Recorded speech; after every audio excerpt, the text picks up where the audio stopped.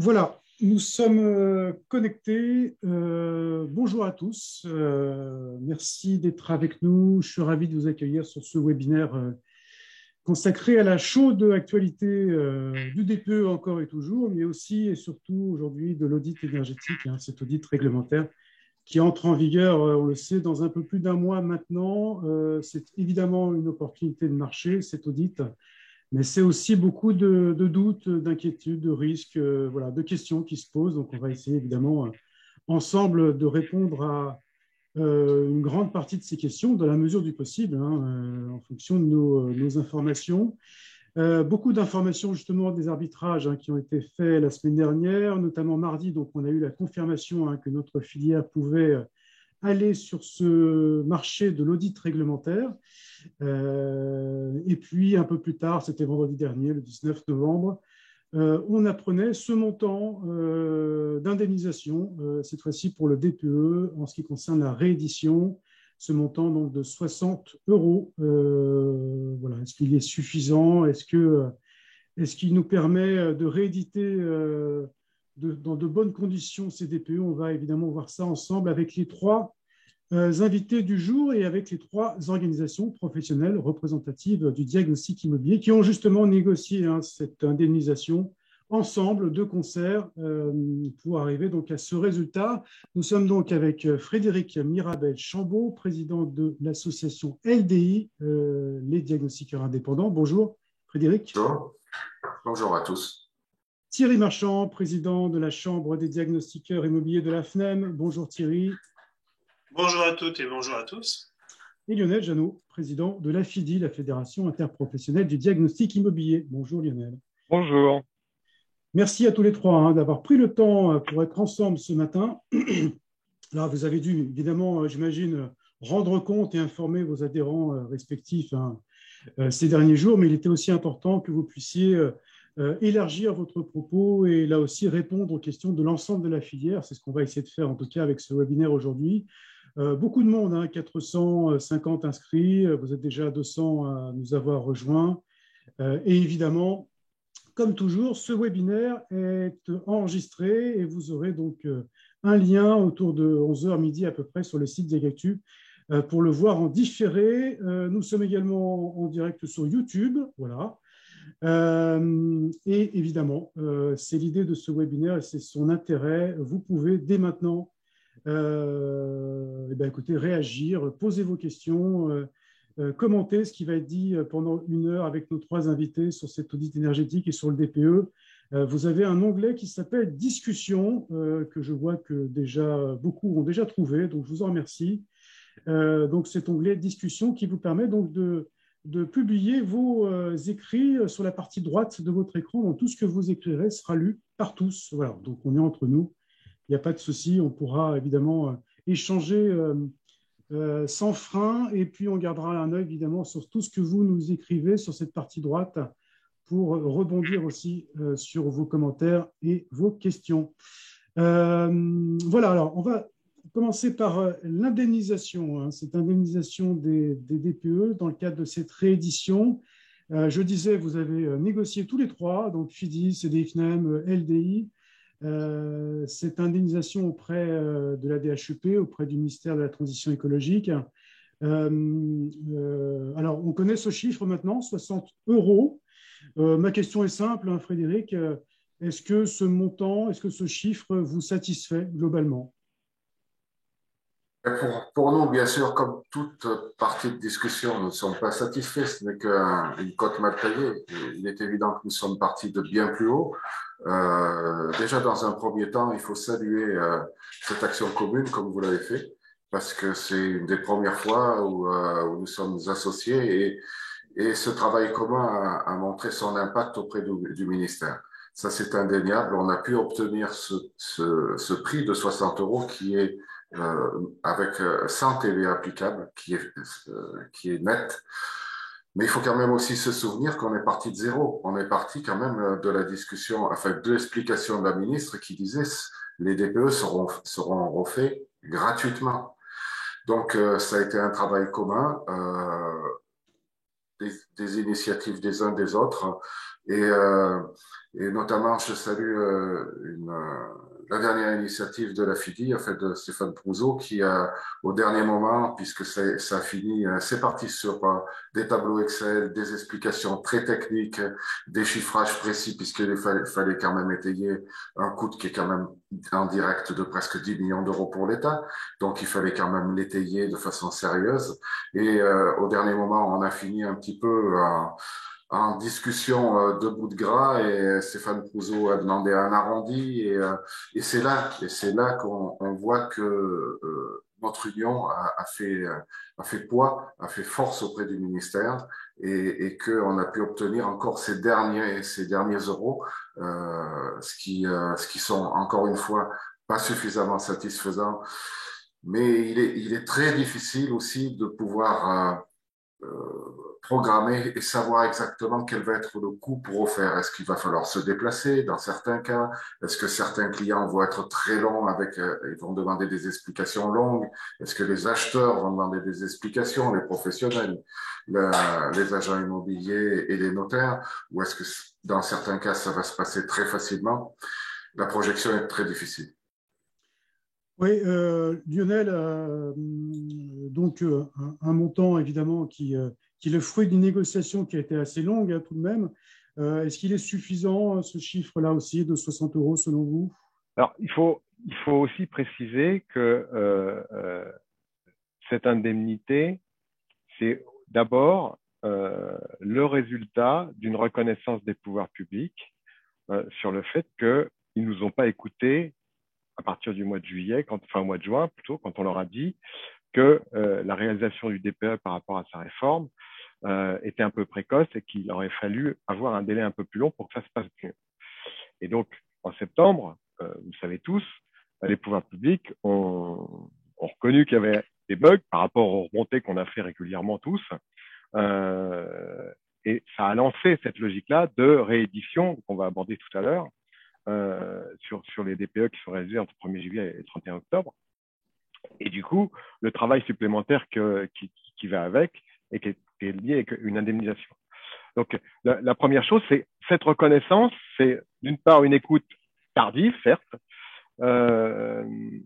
et l'indemnisation, on est la conséquence. Alors après, est-ce que c'est suffisant, c'est pas suffisant? L'indemnisation, elle couvre le travail en effet que ça représente. Dans un certain nombre de cas, il faudra retourner sur le bien. Dans un certain nombre d'autres cas, ce ne sera pas utile de retourner sur le bien. Il y a quand même en effet un travail de fond à refaire sur chaque DPE qui demande du temps et et comme l'a très justement dit Frédéric, on a fait des tableaux, on a charpenté les discussions, et puis à un moment, il a fallu trancher. Et on a été très complémentaires les uns des autres, les uns avec les autres, avec Thierry, avec Frédéric, justement pour faire front, pour s'entendre naturellement, parce que vraiment, on défendait les mêmes choses, et arriver à 60 euros. Donc voilà, dire si on est satisfait, notre objectif, c'est que le travail qui est lié à cette réédition et qu'elle se passe dans de bonnes conditions, soit justement indemnisé, pas rémunéré, mais indemnisé, et de manière à ce qu'on ne perde pas d'argent et que ça s'équilibre. Et je pense que encore une fois, on a été complémentaires et sans se lancer un satisfecit trop rapide. On a essayé de faire le boulot le mieux possible. Oui, Thierry, pour répondre à la question de Rachel que j'ai vu passer, vous estimez tous les trois que la part de biens qui devront être revisités est autour de 25 à 30%, hein, c'est bien ça. Ce montant de 60 euros qui prend en compte évidemment cette part de coûts supplémentaires, bien sûr, de revisite. Thierry. Concernant cette question, et après je reviendrai, concernant cette question, c'est 185 000 DPE qui sont à remouiner. Est-ce qu'ils seront tous faits? C'est pas évident, mais c'est 185 000. Et dans cette quantité de 185 000, on a estimé quand même qu'il y a 60% de revisite. Hein. Donc, on n'est pas à 30 000. C'est davantage. D'accord. Oui. D'autant plus que les appartements concernés F et G, principalement, C'est des bâtiments anciens, ce sont des situations où là, on est en passoire thermique, donc il va bien falloir, si on veut les sortir des passoires thermiques, il faut quand même vérifier la caractérisation des murs et des joints, la présence des joints aux fenêtres, et à quel endroit sont les joints aux fenêtres, si c'est la fenêtre du mur ouest, du mur sud, ou du mur. Donc, il faut quand même aller dans beaucoup de cas, aller voir, sachant que par rapport au retour que j'ai aujourd'hui sur le terrain, une passoire thermique reste une passoire thermique, et donc les F et G, il y en a que 50% qu'on arrive à ressortir de gagner en classe, mais c'est pas la totalité. Donc c'est assez délicat, il va falloir y revenir. Et je continue ce sujet sur ce qu'a dit Lionel et Frédéric. C'est vrai qu'on a pu travailler tous les trois en symbiose sur cette volonté d'avoir un front commun face à une administration. Il y a le volet politique, mais il y a aussi le volet administratif. Et l'administration est toujours un peu grippe-sous et ne veut difficilement lâcher des moyens. On n'est pas parti haut, on est parti par rapport à une logique qui était d'arriver à une centaine d'euros d'indemnisation parce que ça nous semblait tout à fait honorable par rapport à une véritable, ce que j'ai vu un élément sur le chat, c'est bien l'indemnisation, ce que disait Lionel, c'est tout à fait exact, c'est pas un travail, on va pas refaire un DPE, on doit être indemnisé pour rééditer un DPE et rééditer une action que l'on doit réparer, un tort qui a été le fruit de l'État et que nous devons réparer. Et donc, c'est bien une indemnisation. Alors, pour ma part, mais je pense c'est vraiment insuffisant cette somme. Il aurait préféré qu'elle soit plus importante. Dans beaucoup de cas, je pense qu'il va falloir qu'on y retourne. Néanmoins, et là je partage aussi l'avis de Frédéric, c'est quand même un effort, et de Lionel, un effort que l'État a fait autant sur le geste, parce qu'il y a autant un coût économique, une indemnité, un geste aussi très fort à l'encontre de notre filière, une reconnaissance très forte de la présence de notre filière, et ça a été les derniers sujets de conversation de cette négociation avec Stéphane, que je remercie également de sa participation, parce qu'on a eu cette dernière ligne droite qui a été extrêmement importante et qui a quelque part crédibilisé l'action du gouvernement vis-à-vis du DPE et vis-à-vis des diagnostiqueurs. Et l'action sur la rénovation énergétique. Donc, en cela, pour moi, même si je suis assez déçu du montant, je suis assez positif et je trouve qu'on a gagné cette reconnaissance. Merci Thierry. Oui, Stéphane Prozo, vice-président de la FIDI, président aussi du réseau Agenda, pour ceux qui ne le connaissent pas encore. Julie nous disait vous remercie pour votre action dans les négociations. Donc c'est un remerciement qui vous est destiné à tous les trois. Je voulais savoir, et puis on passera surtout à l'audit énergétique ensuite, en ce qui concerne les modalités pratiques de cette indemnisation, qu'est-ce que va devoir faire le diagnostiqueur pour toucher cet argent, très, très basiquement. Est-ce qu'on le sait ou est-ce qu'on est encore dans des négociations pour le moment sur ce sujet-là? Qui peut me répondre? On le geste Frédéric, mais on ne le sait pas aujourd'hui. Le format n'a pas été réellement précisé. Enfin, on a des idées. Le seul point que l'on sait, et que c'est un écrit quand même de M. Adam, c'est que tous les DPE qui seront refaits pour les classifications D et E devront faire l'objet d'un justificatif de la part du propriétaire.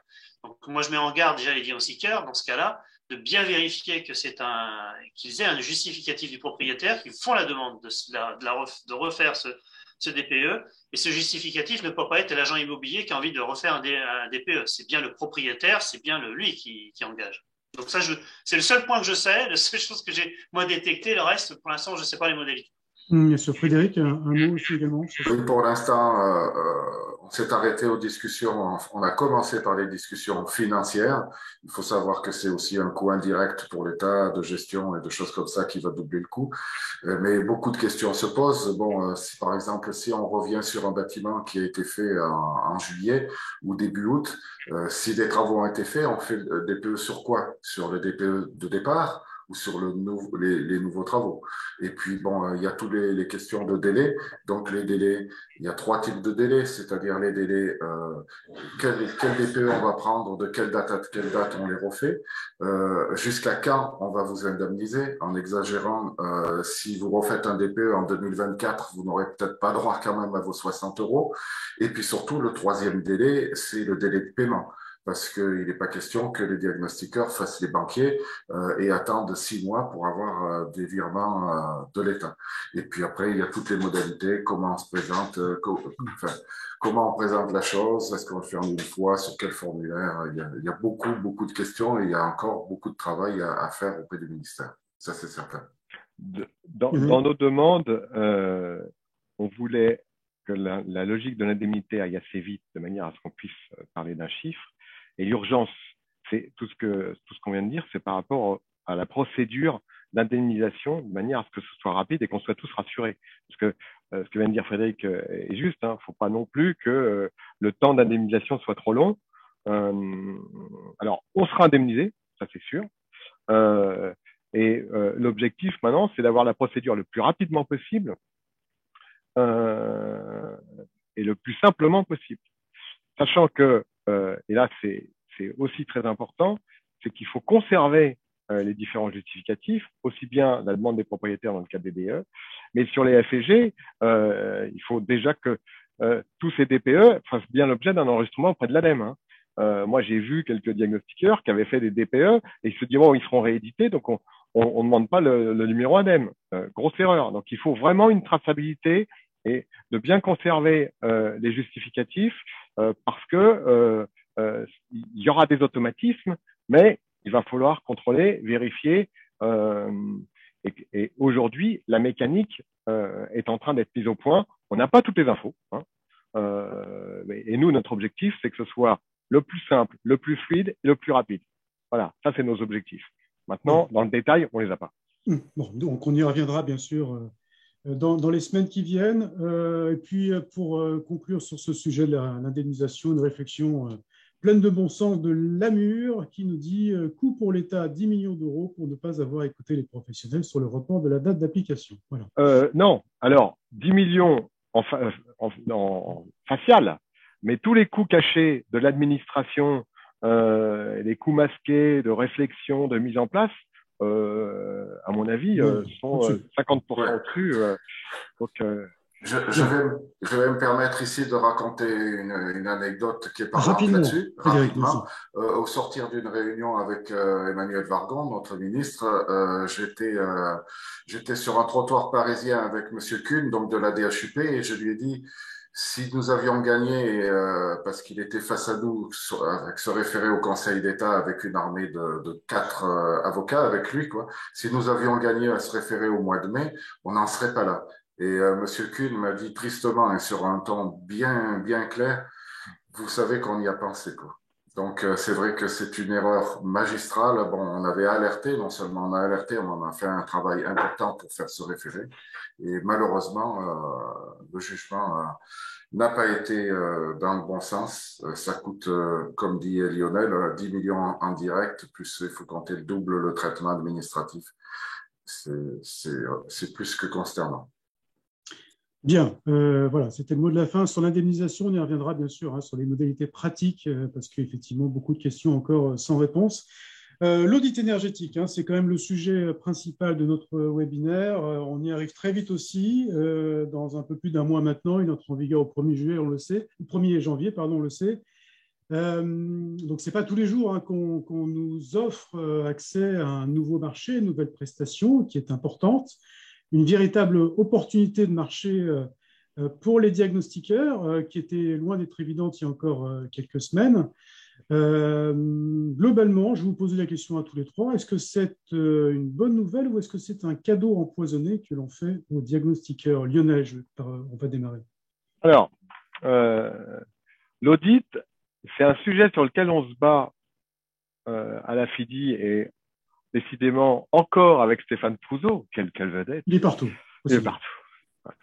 Bon, il y a d'autres, il y a Guy Barta, il y a d'autres personnes à la commission des DPE à défendre le bout de gras, comme j'allais dire. Sur l'audit, auprès des pouvoirs publics, parce que ça peut être, c'est une source d'opportunité. C'est aussi une possibilité pour les diagnostiqueurs d'évoluer sur le monde de l'énergie, comme ça a été le cas pour certains qui avaient commencé à faire des audits énergétiques et sur lesquels le marché n'avait pas pris et qui le faisaient correctement. Et là, il y avait une opportunité qui se crée. Avec les risques que ça comporte, et là je reprends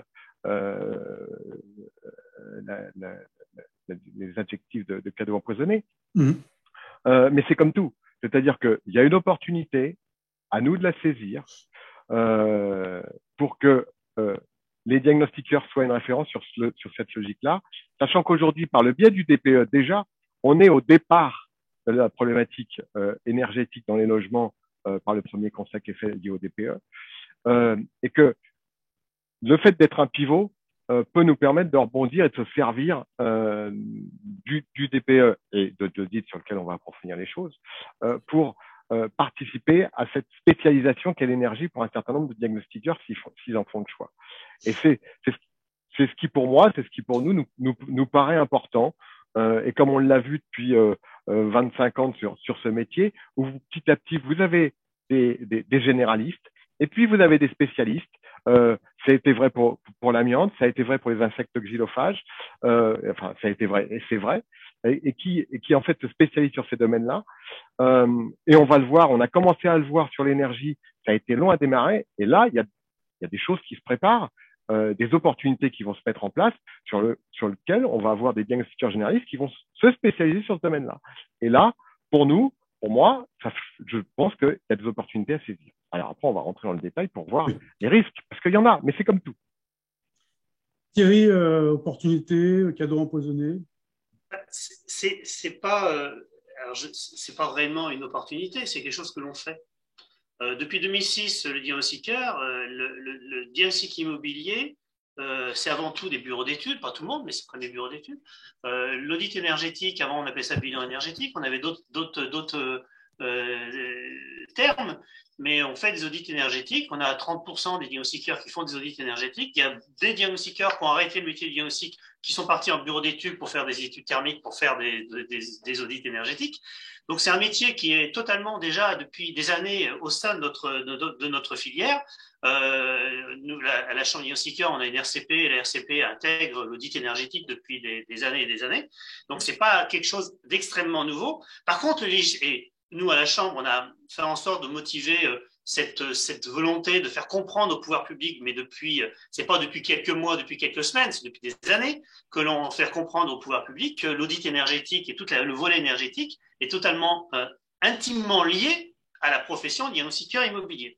Sur ce, c'est que le législateur a positionné l'audit énergétique, le sien, l'audit énergétique réglementaire, par la voie de l'obligation dans le cadre d'une vente. Ça change énormément la donne et là, ça a effectivement amplifié cette opportunité pour notre profession parce que vraiment, il y a une profession qui est habituée à la discussion avec les propriétaires vendeurs, c'est bien les diagnostiqueurs. Donc, et là, on a un audit énergétique qui est habillé d'une certaine façon, mais qui ne représente pas l'audit énergétique que l'on connaît, enfin les professionnels qui en font, qui accompagnent un propriétaire d'un bien, et on en parlera tout à l'heure, comment on fait un audit énergétique, comment on accompagne un propriétaire et comment on va jusqu'au bout sur son évolution. Là, on est sur un audit énergétique qui est un peu différent, et le fait qu'il soit différent, qu'il soit réglementaire et effectué dans le cadre d'une vente, ça change énormément la donne, et là, finalement, il n'y a plus grand monde qui a la capacité réellement de réaliser cet audit, et principalement les diagnostiqueurs en sont capables. Alors évidemment, comme toujours, quand c'est tout nouveau, on a des peurs, on a des craintes. Là, on parle de responsabilité, mais la responsabilité dans le cadre d'un acte que l'on fait, une mission que l'on fait, c'est intrinsèquement, c'est dans notre ADN. Quand on fait un CARES, je mets au défi un diagnostiqueur faire un CARES une fois qu'il a quitté la maison, l'appartement, plutôt l'appartement, ne pas être inquiet un petit peu, dire est-ce que je ne me suis pas trompé, est-ce que j'ai bien mesuré, est-ce que j'ai pas fait une erreur. C'est le quotidien. Le diagnostiqueur, par définition, a toujours peur d'aller dans sa boîte aux lettres, de se récupérer un recommandé. Ça fait partie de sa nature. Et qu'on me mette au défi que ça n'existe pas, c'est en permanence. On est tous comme ça. Donc, l'audit énergétique est complètement impliqué dans cette situation et donc la responsabilité, elle est complètement nécessaire. Et moi, si les diagnostiqueurs sont inquiets, j'ai vu votre sondage, on en parlera tout à l'heure, moi, ça me rassure. Ça me rassure réellement. Ça veut dire qu'ils vont pas y aller la fleur au fusil, dire on va faire des audits énergétiques comme ça. C'est vraiment quelque chose qui sera extrêmement complexe à mettre en œuvre. Déjà, c'est pas un petit diagnostic, et en plus, on a une très bonne responsabilité. Donc, merci Thierry. Oui, merci Thierry. Oui, 63% hein, des diagnostiqueurs se disent inquiets hein, quand même hein, au moment d'aborder cet audit réglementaire. On l'avait mesuré effectivement dans un sondage tout récent la semaine dernière. D'ailleurs, seul ou près d'un tiers en tout cas d'entre eux, 31%, disposent déjà d'une expérience en matière d'audit énergétique. Donc pour les deux autres tiers, c'est tout de même une nouvelle prestation, même si on a bien compris qu'elle a beaucoup de sens avec le DPE. Frédéric, des doutes, mais une opportunité de marché tout de même? Oui, c'est une opportunité. Bon, d'abord, c'est une possibilité. Ça fait un moment, comme le disait Lionel, qu'on se bat pour avoir ça. On s'est battu face aux architectes, face aux maîtreurs, face aux bureaux de thermiciens. Bon, c'est une possibilité qui est offerte aux diagnostiqueurs, ça c'est indéniable. Mais par contre, c'est totalement inacceptable pour nous qu'on plonge cette profession dans ce travail avec une véritable improvisation. La première réunion, on l'a eu quand même le 15 novembre pour une application au 1er janvier. Là, alors je veux bien que les diagnostiqueurs soient flexibles, soient adaptables, mais là, on était plus de 50 dans cette réunion technique avec le ministère. On avait des éditeurs de logiciels qui ont clairement dit que les logiciels ne sont pas prêts. Les logiciels ne sont pas prêts. Aucune formation ne peut être mise en place. Il n'y a pas de logiciel, il n'y a pas d'explication.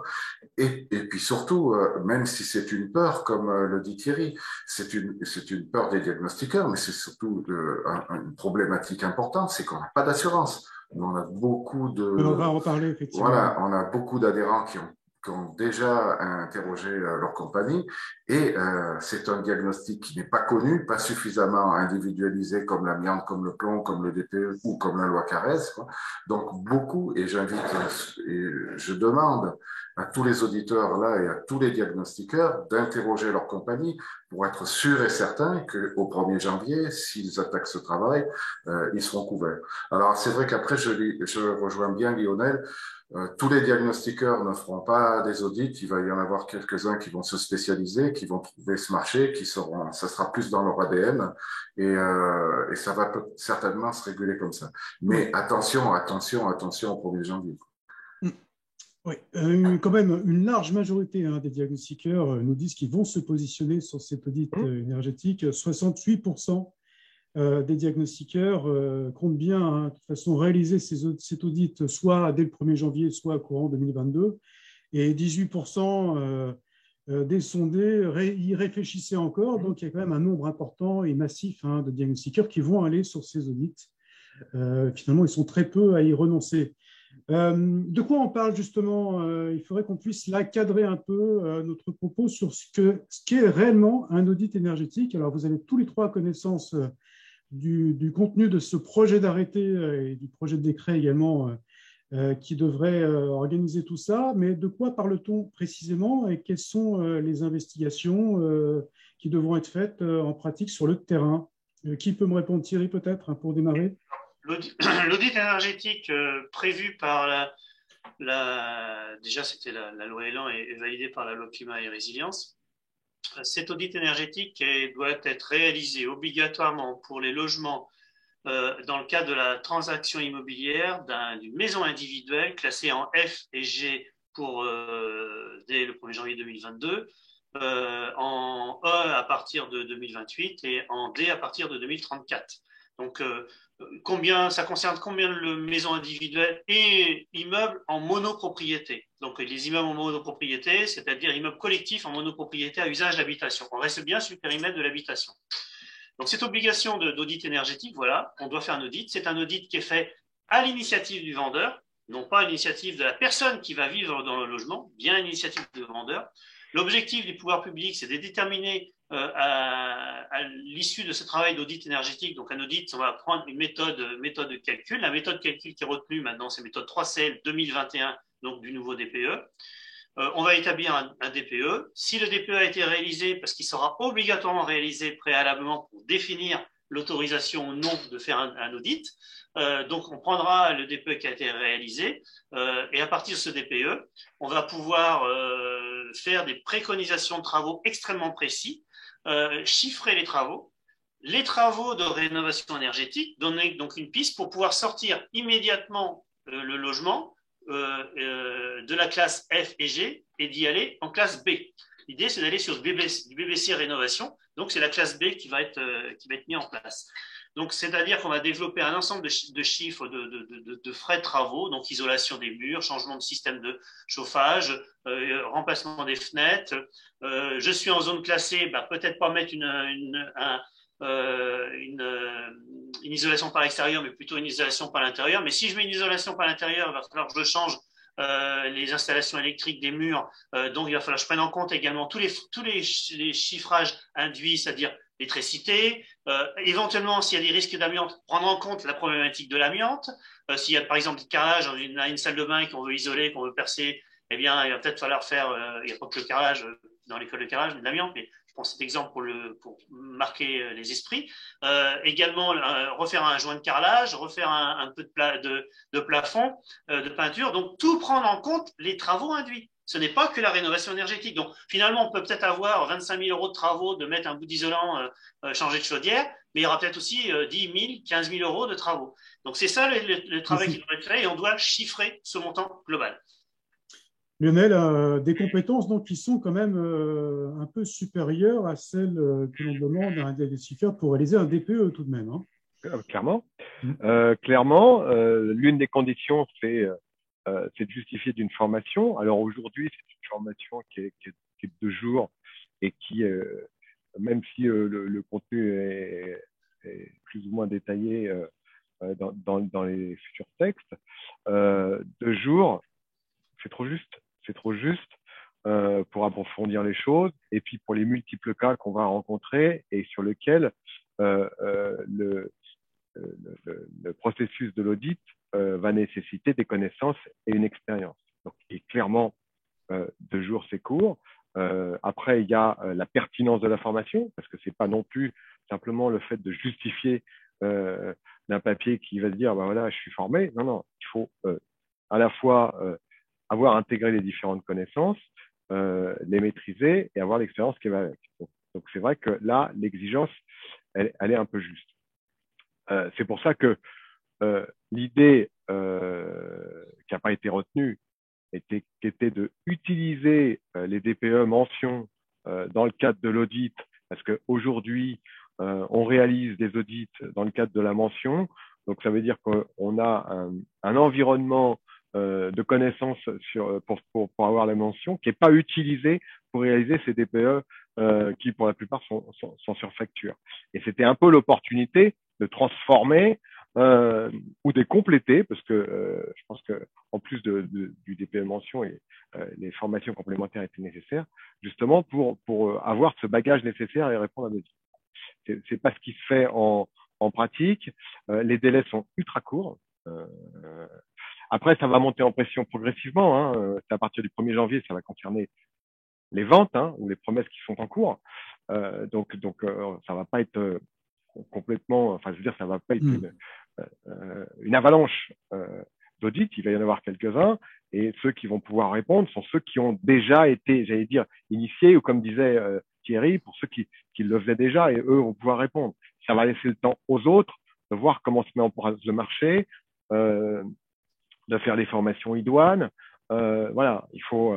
Et je pense que c'est très bien qu'on soit prudent. C'est-à-dire que c'est une satisfaction, mais il faut être aussi prudent. Il ne faut pas se jeter sur le principe en disant voilà, je suis prêt au 1er janvier. Il faut être réaliste. Il y a une problématique d'assurance, une problématique de formation, une problématique de maîtrise, et puis il y aura plein de cas concrets sur lesquels on sera en porte-à-faux parce que il y aura un manque de cohérence par rapport au DPE qui aura été fait, il y aura des choses qui auront été découvertes, pas vues dans le premier DPE.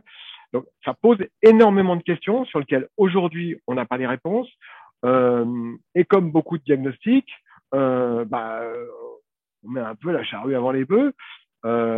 Et donc, on va être sur une période transitoire sur laquelle il va falloir être prudent et essayer de travailler collectivement sur le sujet. Oui, Frédéric, hein, Lionel dit on met la charrue avant les bœufs. Effectivement, c'est déjà, je crois, la technique à utiliser la stratégie de la DHUP pour le DPE. Avec ce nouveau DPE, les diagnostiqueurs sont un peu refroidis quand même, hein, après cette expérience avec le nouveau DPE qui n'est quand même pas très simple. Est-ce qu'on est dans des délais très courts? Vous l'aviez dit également. Est-ce qu'on est quand même capable là de se préparer dans de bonnes conditions pour réaliser une prestation qui est tout de même plus technique? On l'a dit que le DPE, selon vous, Frédéric. Oui, pour nous, ouais, on est tout à fait en phase avec Lionel, quoi. Bon, pour nous, même les délais ne sont pas trop courts, les délais sont inacceptables. On peut pas, il n'existe aucune formation aujourd'hui puisqu'il n'existe encore pas de logiciel vraiment adapté à ce que demande spécifiquement pour ce type d'audit le ministère par rapport à la volonté du ministère. Donc, on n'a pas de logiciel, on n'a pas de formation, encore une fois, on n'a pas d'assurance.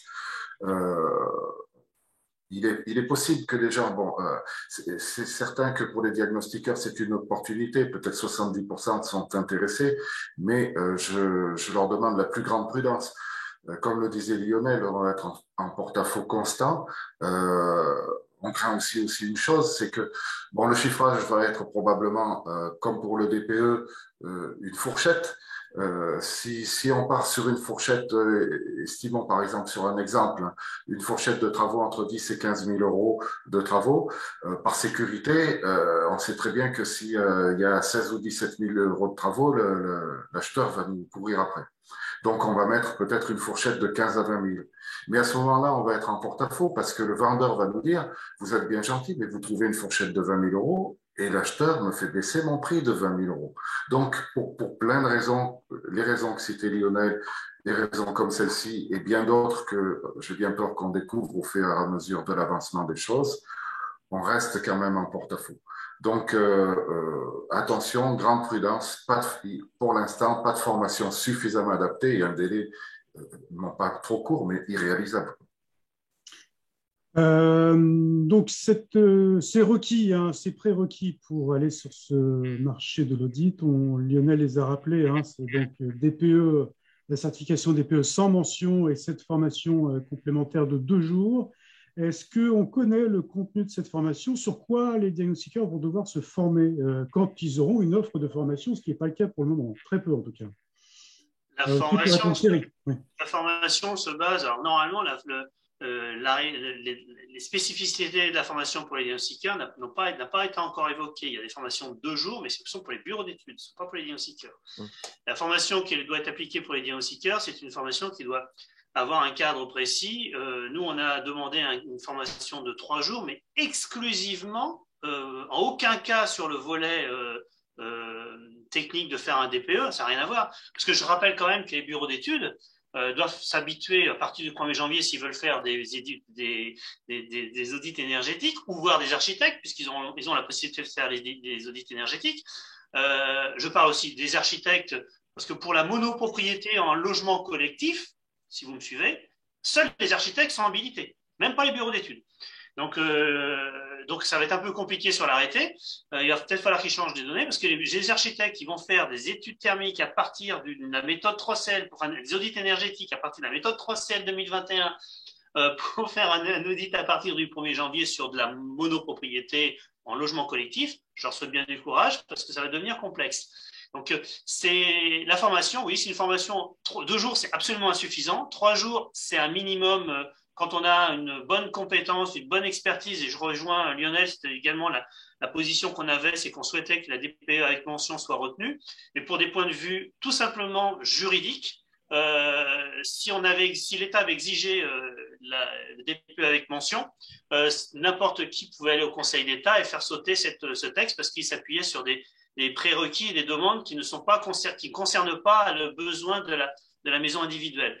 Donc, il faut trouver d'autres choses pour pouvoir cadrer. Donc, la solution, c'est une formation extrêmement musclée parce qu'on a besoin de comprendre ce que c'est, comment faire des travaux, comment on va faire des travaux. On ne pourra pas chiffrer un petit peu, c'est peut-être 10 000 ou peut-être 15 000 ou peut-être 20 000. Non, parce que la somme qui sera déterminée, cette somme a une implication sur la valeur vénale du bien. Je vends mon bien, je vends une maison de 200 000 euros. je décide je décide pas, j'ai prévu, le diagnostiqueur qui est venu, ou le professionnel qui est venu faire un audit énergétique, trouve qu'il y a 55 000 euros de travaux à faire. J'ai une dérogation possible vis-à-vis de la passoire thermique parce que je dépasse les 25%. Mais attention, la valeur vénale devra être établie que par un professionnel de l'immobilier. Alors, je ne vous dis pas tout ce qui s'engage derrière. Donc, on ne peut pas donner un chiffre aléatoire. C'est un chiffre précis. D'autant plus qu'on n'aura pas de tarification. Je doute fort qu'on ait une base de données de tarifs, de travaux, parce que les bases de données sont liées et il y a des problèmes de CNIL, il y a des problèmes de validité. Donc, il faudra que chaque diagnostiqueur, chaque professionnel, comme les bureaux d'études thermiques, quand ils vont aller sur ce marché, aient leur base de prix par rapport à la région où ils sont. Donc, on est sur un chantier qui est assez important. Ce n'est pas un nouveau métier, mais c'est un métier complémentaire dans notre filière. C'est une activité, je rejoins évidemment ce qui a été dit. Pour moi, je pense qu'un cabinet de 2-3 diagnostiqueurs, on peut estimer qu'il y a une personne qui fera uniquement de l'audit énergétique. Éventuellement, des tout petits cabinets sur des réseaux où ils sont deux tout seuls à travailler, peut-être 1 sur 3 fera d'audit énergétique. Je rappelle que sur 2022, c'est 100 000 maisons qui seront à auditer. 100 000 maisons, c'est 8 000, un peu plus de mémoire, si je ne dis pas n'importe quoi, un peu plus de 8 000 par mois. C'est un marché de 3 000 personnes, 4 000 personnes maximum. Ce n'est pas un marché au-delà. Si les diagnostiqueurs pensent qu'ils vont être tous sur ce marché-là, c'est une erreur, et je mets en garde cette erreur parce que c'est une erreur, c'est un danger économique qui vont se mettre en place. Certains pourront le faire, et moi je souhaite que les gens soient le plus nombreux possible. Je ne dis pas qu'en 2023, on n'aura pas plus de biens. Comme je le disais préalablement, à partir de 2028, ça va être l'obligation des DE. Et 2034, c'est l'obligation des D. Donc, on aura besoin de tous ces professionnels. Mais il faut vraiment être vigilant, spécialiser des personnes dans les équipes, dans les réseaux, pour pouvoir répondre à l'audit énergétique. Mais ce n'est pas quelque chose d'anodin, hein. C'est pas de l'à peu près. Hein. C'est vraiment, on est dans une activité très soutenue et très précise. Merci Thierry. Lionel, vous pourrez peut-être compléter le propos de Thierry, mais je voyais aussi dans les commentaires, pendant qu'il nous parlait, on parle beaucoup de report, de demande de report pour cette nouvelle obligation au 1er janvier. Est-ce que c'est envisageable d'ailleurs, ce report? J'imagine que non. En tout cas, ce n'est pas dans les tuyaux pour le moment, en tout cas. Ça a été évoqué, ça a été évidemment largement évoqué. Après, voilà, la réponse, aujourd'hui, il n'y en a pas. Mais par rapport à tout ce qu'on a pu dire précédemment, en effet, là, ça va très, très vite. Et si on veut que ça se passe à peu près correctement, c'est vrai qu'avec un délai complémentaire, ce sera plus raisonnable. Et encore une fois, hein, quand on fait le film un peu en arrière depuis 25 ans qu'on existe, c'est ce qu'on disait avant la conférence, à chaque fois, ça a été la même histoire, quels que soient les diags et les sujets. Il a fallu qu'on aille très vite, qu'on se débrouille et qu'on trouve des solutions. Et on les trouve, les solutions. C'est un peu, entre guillemets, la rançon de la gloire. On est une profession qui, d'une part, est maillée sur l'ensemble du territoire, capable d'aller assez vite, de s'organiser, parce que dans notre ADN, il a fallu qu'on trouve des solutions pour satisfaire nos clients et répondre aux obligations légales parce qu'on était engagé en termes de responsabilité. Et là, on se retrouve sur la même logique. Alors, c'est déstabilisant parce que on monte encore d'une échelle, c'est-à-dire qu'on est sur les diagnostics purement réglementaires. Et là, l'audit, on va un peu plus loin, c'est-à-dire qu'il y a un moment dans les préconisations qui vont au-delà sur les différents scénarios de travaux. Il y a du jus de cerveau. Je ne veux pas dire que les diagnostiqueurs font pas de jus de cerveau aujourd'hui, mais c'est une étape supplémentaire. Et c'est là où je reviens sur les spécialisations, comme sur l'amiante, où en fait, on est contraint de se spécialiser parce que ça devient quelque chose de tellement touffu en termes de connaissances qu'on finit par faire que ça. Alors oui, ça fait peur. Et ce qu'a dit Thierry sur l'évolution du marché par rapport à un premier marché qui va être de 3 000 diagnostiqueurs, c'est juste. Donc ça veut dire que ça va se mettre en place. Certains vont pouvoir répondre aux demandes et ça va permettre aux autres d'observer et de voir, de dire j'y vais pas, je me forme, je m'organise pour justement pouvoir répondre et de voir les choses qui vont se mettre en place. Mais sur les 6 premiers mois qui vont se passer, les choses vont aller relativement vite. On va le voir. Et même si c'est pas normal, je suis d'accord, et on lutte tous pour dire il faut un délai, il faut qu'on puisse s'organiser. Il y en a marre qu'on nous prenne pour les dindons de la farce et qu'on soit toujours obligé de s'adapter. Mais je pense que faut rester positif. On va tenter de rester positif, effectivement, Lionel. Je regardais dans les commentaires également. Alors, le sujet là, des commentaires, c'est où trouver une formation. Il y a quelques noms qui circulent. Attention aussi à la qualité des formations, surtout les premières là, qui viennent d'arriver. Attention à ça, évidemment. On risque d'avoir beaucoup d'offres qui sont très hétérogènes. Comme je m'excuse, mais comme je le disais tout à l'heure, les formations, pour l'instant, elles sont difficiles à mettre en place parce qu'on n'a pas de logiciel. Alors, c'est les éditeurs de logiciels qui, lors de la réunion, ont dit qu'ils ont des logiciels qui sont plus ou moins adaptés à la demande spécifique pour cet audit du ministère, mais qui sont pas totalement encore en phase. Voilà. Donc, à partir du moment où on n'a pas les logiciels, on ne peut pas avoir de véritable formation. Donc, effectivement, comme le dit Lionel, je pense qu'il faut y aller à tâtons. Mais même si c'est dans l'ADN des diagnostiqueurs, ça commence à être un petit peu pénible de nous prendre pour des gens corvéables à merci, pour lesquels on met des législations à mettre en place le mois suivant, enfin en catastrophe, alors qu'on est des professionnels, qu'on a des grosses responsabilités. Et encore une fois, par exemple, pour cette partie audit, on n'a pas de couverture pour l'instant spécifique d'assurance. Donc, attention, soyons attentifs. C'est un marché intéressant, c'est un marché important, c'est un marché qui peut coller à la profession, mais qui nécessite un travail en amont plus important que le petit mois qui nous reste. Oui, justement, à l'assurance, là aussi, avec l'organisme de formation à trouver, il va falloir aussi s'assurer que justement on est couvert pour cette nouvelle prestation auprès de son assureur. C'est un sujet délicat, peut-être surtout que quand même le marché de l'assurance dans notre secteur est un peu difficile. Est-ce que ça va être un frein, ça, Thierry, une introduction massive sur ce marché? J'aimerais quand même qu'on casse des idées reçues. C'est fatigant. Le marché de l'assurance est un marché difficile sur notre profession. J'aimerais bien connaître le pourcentage de litiges que les assureurs remboursent sur le territoire. Et pourtant, certaines compagnies se retirent du marché, on est bien d'accord. Ils se retirent parce qu'ils ont pris des bains assez bouillants pour leur compagnie. Mais sur la globalité du chiffre d'affaires réalisé par l'ensemble des diagnostiqueurs immobiliers, le pourcentage réalisé représente quand même un certain montant de primes. Et ce n'est quand même pas des centaines de milliers d'euros, c'est quand même des millions d'euros. Et j'aimerais bien savoir si on a vraiment autant de litiges que cela. Aujourd'hui, c'est un peu l'opaque. Quand on leur demande de donner des chiffres précis, moi, je les ai au niveau de ma chambre, à peu près le risque. Le risque est finalement extrêmement faible. Il est certain, il existe.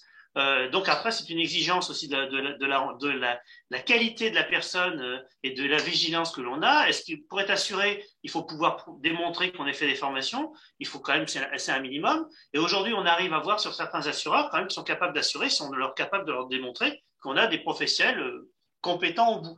Donc, on a cette habitude de penser que notre profession est très bousculé au niveau assurance. J'ai pas les chiffres et je pense que personne ne les a parce qu'on nous les donne pas et on les aura jamais. C'est assez confidentiel. Donc pour ça, je suis assez perplexe. Par contre, pour que l'audit énergétique, que les diagnostiqueurs bénéficient de l'audit énergétique, on a l'assurance. Je rappelle que les bureaux d'études thermiques, certains sont assurés, c'est des fois un peu délicat.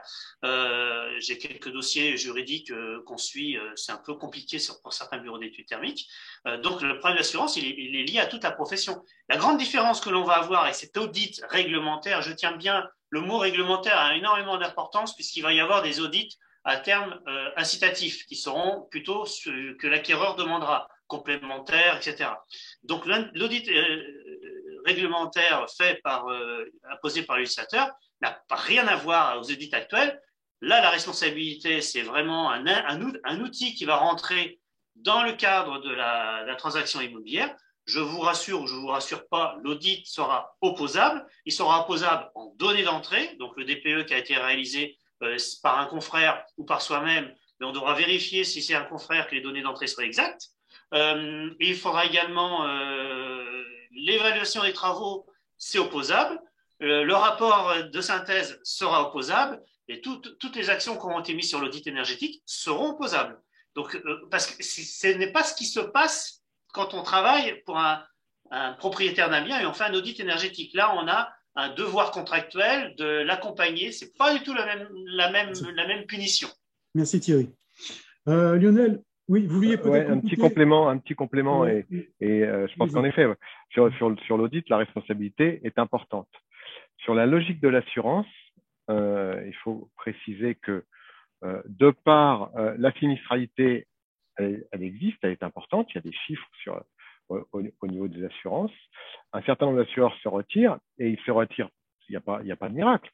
Quand on voit la jurisprudence de notre profession qui a été confirmée par les différentes cours de cassation, quelles que soient les chambres, on est sur une jurisprudence constante qui fait que le diagnostiqueur est considéré comme responsable par principe sur les erreurs qu'il va produire ou pas. Et donc, aujourd'hui, on se retrouve sur un marché de l'assurance.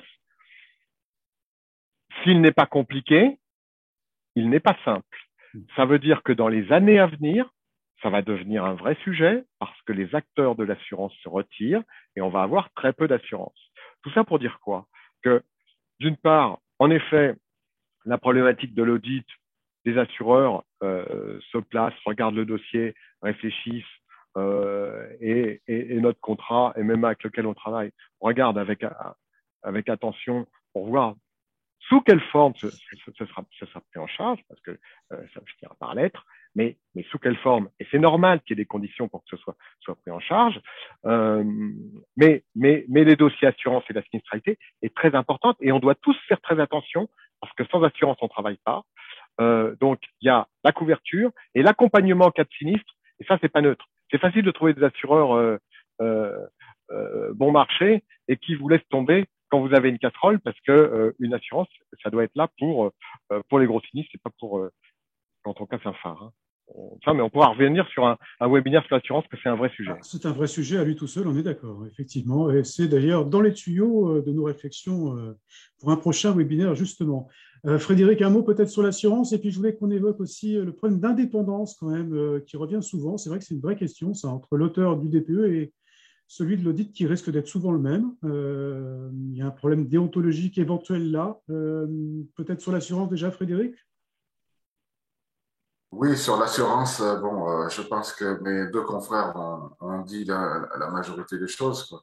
Bon, on n'est pas assez couvert et par contre, nous, au niveau de LDI, on constate une chose, on ne citera pas le nom de l'assureur, mais il y a une grosse compagnie d'assurance qui en ce moment fait vraiment le ménage. On a pas mal de diagnostiqueurs qui se sont fait exclure de la compagnie parce qu'ils avaient eu un sinistre sur lequel ils avaient été jugés non responsables et ils avaient gagné, mais sur ce simple prétexte, les assureurs les mettent dehors. Donc, il y a un gros ménage qui se fait, il y a des augmentations importantes et puis il y a surtout une chose qui est difficilement acceptable, c'est que les organismes de formation et de certification font rentrer des nouveaux pour les formations et pour les certifier, sans leur expliquer qu'après, ça va être très difficile quand ils vont commencer à se mettre sur le marché, à trouver une compagnie d'assurance. Là, il y aurait une information qui n'est pas donnée et qui pipe un petit peu les dés. Merci Frédéric. Donc cette notion d'indépendance, en tout cas de lien éventuel entre l'auteur du DPE et de l'audit énergétique, est-ce que là, on ne va pas vers des difficultés déontologiques potentielles? Qui souhaite répondre? Il nous reste 5 minutes, donc on va essayer de faire vite maintenant. Rapidement, non, puisque le diagnostiqueur, par la loi, est indépendant et impartial. Donc, il établit un DPE, il ne le fait pas pour son plaisir, il le fait parce que le bien est classé de telle façon.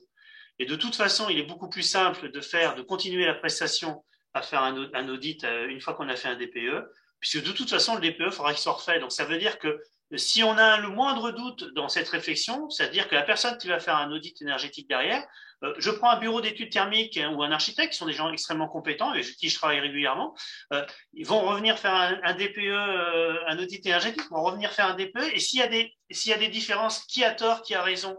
La seule personne qui a raison au sens de la loi, c'est le diagnostiqueur, puisque lui, il est certifié par la loi. pas l'architecte et encore moins le bureau d'études thermiques. Donc c'est vraiment délicat, c'est une question qu'on peut se poser, mais je vous rassure, le NIOSeeker est indépendant et impartial et on ne peut pas mettre en cause cette déontologie. Bien. Merci Thierry. Je ne sais pas si on est rassuré, mais en tout cas, effectivement, c'est la loi. Quelques questions comme ça, rapidement, parce qu'il y a beaucoup de questions et il ne nous reste pas beaucoup de temps. On ne parle plus de RGE maintenant dans les conditions requises, on est d'accord. Seule la certification sans mention et cette formation complémentaire est requise pour les diagnostiqueurs. Voilà. Pour cet audit, oui. Vous êtes tous d'accord, c'est très bien. J'avais aussi une question sur les tarifs, évidemment, qui revient de temps en temps. On parle de 1 000 € l'audit énergétique. Bon, évidemment, on ne va pas s'entendre sur des tarifs. On n'a pas le droit de le faire. Et puis, j'imagine que vous ne souhaitez pas le faire non plus. Mais évidemment, l'idée, c'est de valoriser quand même le mieux possible cette prestation. Hein. C'est une journée de travail, un audit énergétique. Donc, qu'est-ce que vous mettez dans une journée de travail? Minimum. Minimum. Ça a répondu bien, minimum, oui. Mais aussi, il y a l'inspection et puis après, il y a le rapport. Mais c'est aussi une opportunité pour la profession de se valoriser. C'est-à-dire qu'on ne va pas se contenter d'aller chez le client, d'établir des diagnostics et de demander une facture. On va accompagner, on va plus loin, on accompagne le client, on l'aide, on peut le conseiller un petit peu, bon, sans faire de la maîtrise d'ouvrage, mais en tout cas le guider vers engagés pour faire, vers les conseillers ADEME, vers des architectes, enfin en toute indépendance. Mais au moins, on va plus loin que la simple rédaction nette d'un diagnostic, et c'est une bonne chose quelque part, ça, pour la profession. Et puis, il y a des complémentarités à mettre en place. Dans certaines régions, dans certaines villes, des diagnostiqueurs peuvent se rapprocher sur certaines affaires avec des bureaux de thermiciens sur lesquels il peut y avoir de l'accompagnement mutuel et sur lequel la rapidité, le côté technique du diagnostiqueur peut aider le thermicien et vice-versa.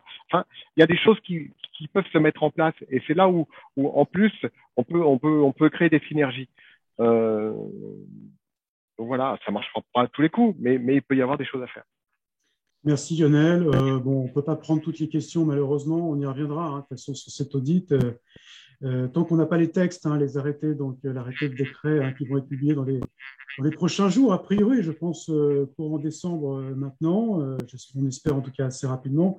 Martial nous proposait une solution technique bien à lui pour passer de G en B sur une maison du XVIIIe siècle. Il nous propose d'emballer la maison dans un sac en PVC et en polystyrène. Et puis voilà, nous dit-il. Bon, très bien. Pourquoi pas. Il nous reste 2 minutes, donc on va clore ce webinaire. Je suis désolé qu'on soit aussi contraint, mais Frédéric a des contraintes d'horaire et puis Lionel également. Enfin, nous avons 3 personnes très occupées avec nous.